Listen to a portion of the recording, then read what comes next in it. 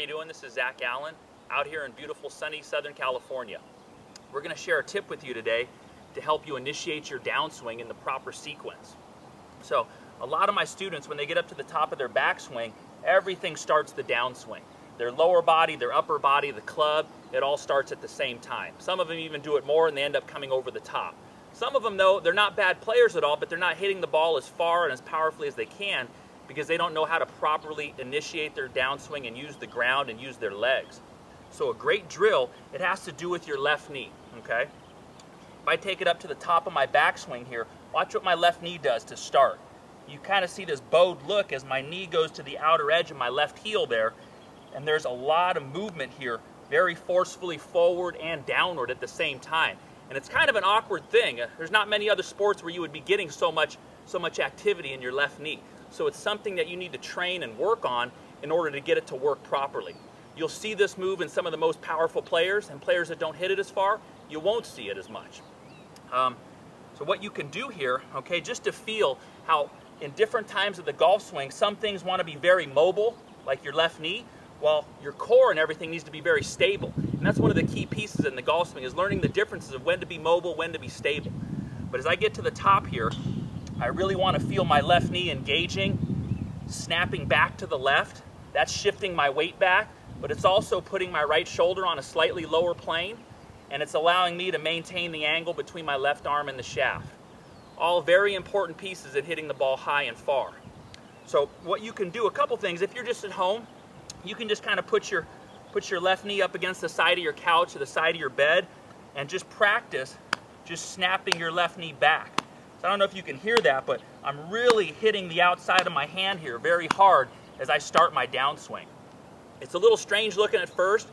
All great players do that. That's why they're so common to have knee surgery on this front knee in a lot of golfers. Tiger's had 4 knee surgeries. Ernie Els has had knee surgery here. Vijay Singh's had knee surgery there. So there's a lot going on there. Not that you would have knee surgery, but you want to start to feel and engage the muscles that they're using. So that would be the at-home exercise, just kind of hitting something with the outside of your leg and doing it pretty hard. You want to hear a little slapping sound as you do it. It needs to be quick and it needs to be firm. And then you can go to the range, take it up to the top, pump it down a couple times, feel your arms and hands respond and follow, you know, that leading of the lower body, and then get up and hit one with that same intent.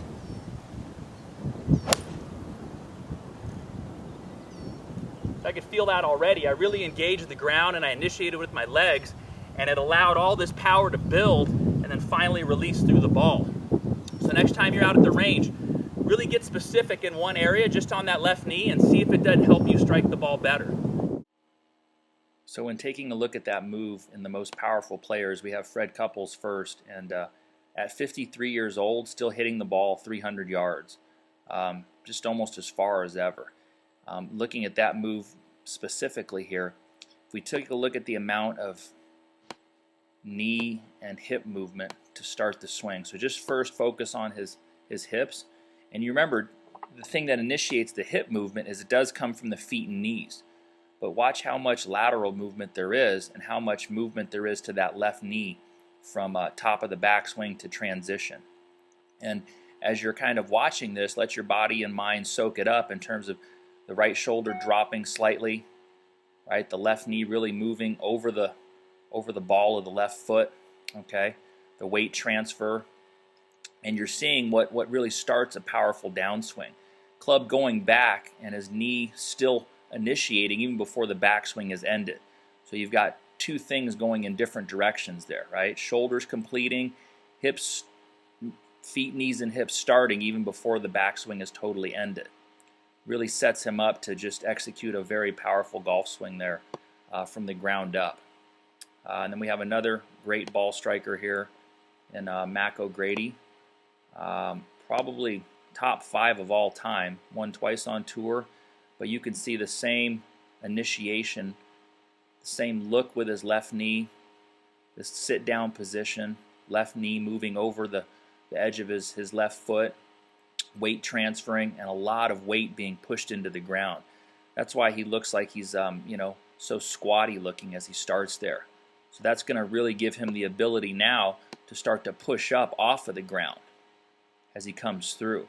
But all that was made possible just by this initial movement with the left knee to start the downswing powerfully, right? Really snapping that left knee back over the foot, starting to push up.